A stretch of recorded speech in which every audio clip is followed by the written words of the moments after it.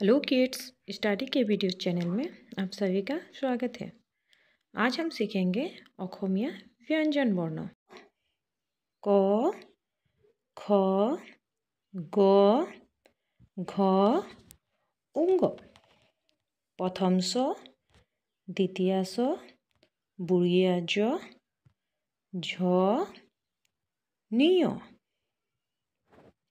मूर्धन्य ट, मूर्धन्य ठ, मूर्धन्य ड, मूर्धन्य ढ, मूर्धन्य न। दंत्या त, दंत्या थ, दंत्या द, दंत्या ध, दंत्या न। प, फ, ब, भ, म। अंत्यस्थिय ज, र, ल, वव। तलव्य ख, मूर्धन्य ख, दंत्या ह, ह।